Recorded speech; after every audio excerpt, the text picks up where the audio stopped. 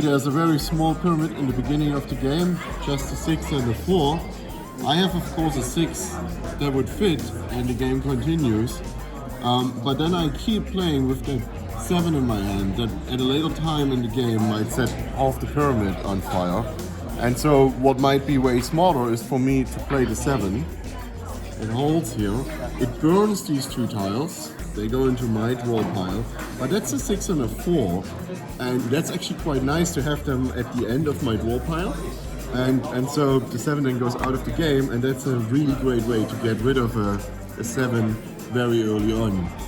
And so the better strategy most likely is to actually take voluntarily, fire in this case, and take those 2 cards instead of waiting for a long time and then having to play the 7 where you get way more cards.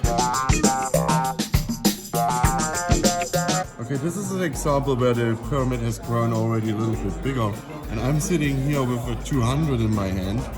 Now, this time I have to play here, and I have a 20 that fits. I have a 4 that fits, I have another 4 that fits, so they all could go there.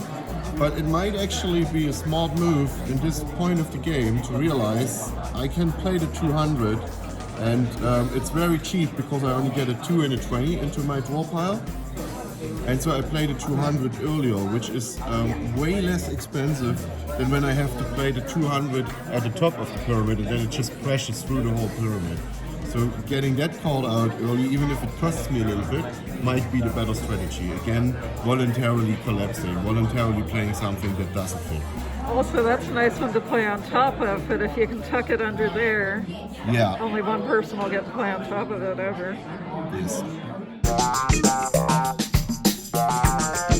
Alright, so let's say I'm the one to choose where to continue. That can actually make a big difference. If we're looking at my hand, maybe to the left, I play here, or to the right, I play here. Now when I play to the left, and then my opponent plays something, and it's going to be blue, for example, I might be really screwed because I have nothing to play on top of that 100. In stark contrast, if I go here, play the 60, whatever my opponent plays, I know I can play the 6.